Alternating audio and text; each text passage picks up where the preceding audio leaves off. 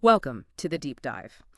This week, we're really zeroing in on something that's just dramatically escalated the situation in the Red Sea. It's this vital global trade artery, and well, quite worryingly, we've seen a really sharp return of attacks on commercial shipping.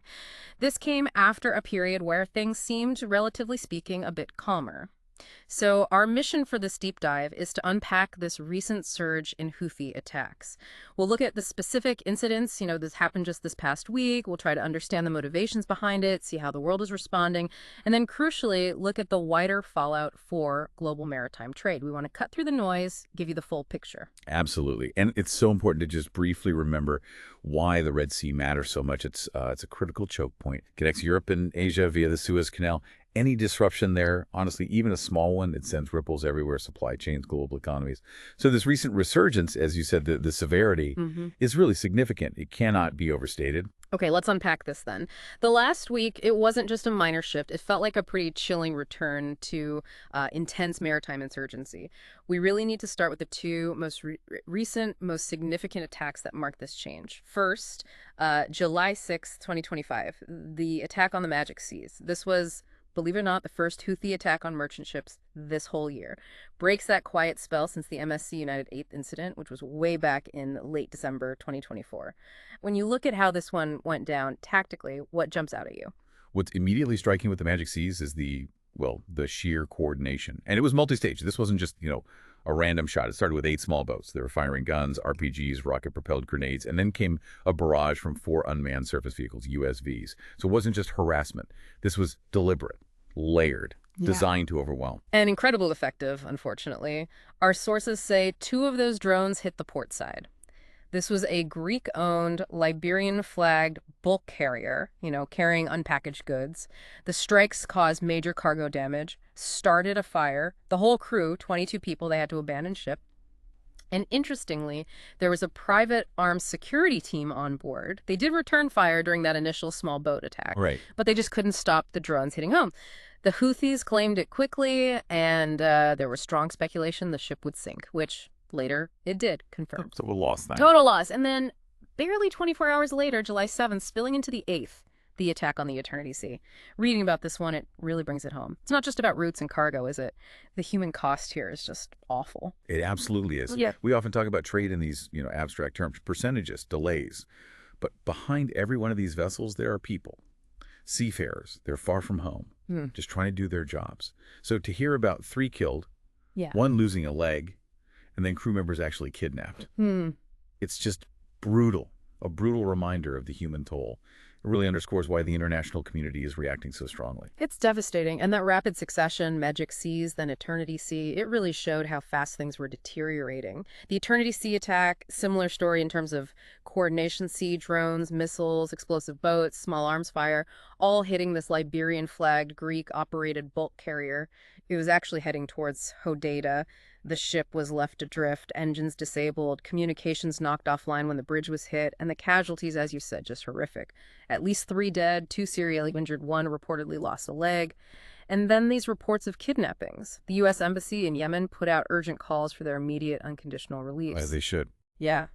Rescue efforts, the EU naval forces, Operation Aspides, they managed to rescue 6 castaways. But as of July 11th, 13 Filipinos from the crew were still unaccounted for. And the ship itself, the Eternity Sea, it sank on July 9th. So 2 vessels sunk in just a few days. And the human cost, it's terrible. So we've detailed these horrific attacks. But the obvious question is why? Why now? Yeah. What's driving this sudden, really brutal escalation from the Houthi side? That's exactly the key question, isn't it? They've actually been quite clear, or at least they've stated their motivation clearly.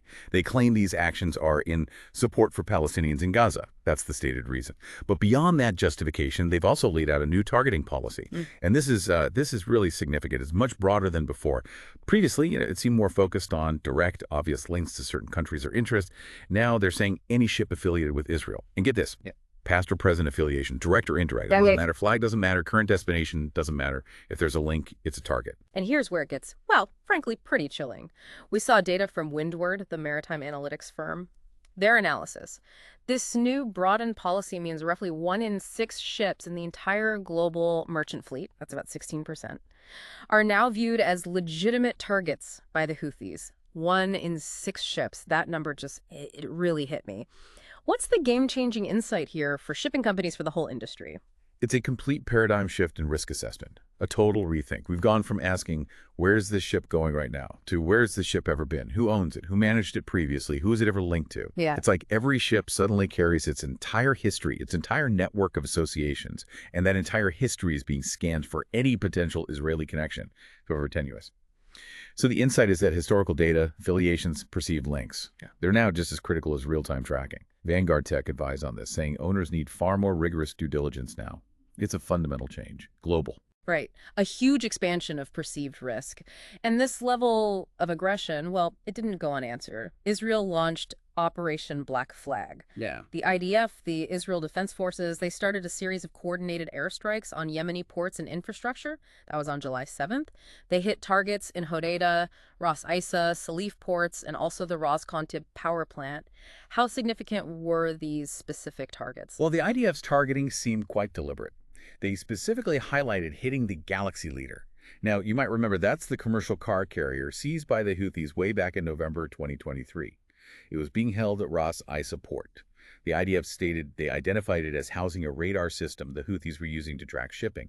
They called it a node in their broader operations. Okay. So hitting that suggests a clear intent to degrade the Houthis' actual capability to carry out these maritime attacks. It's a direct military response aimed at, as the IDF stated, military infrastructure used by the Houthis. And reports do confirm heavy damage to port infrastructure. That includes the Salif power station, which apparently is vital for flour mills at the port.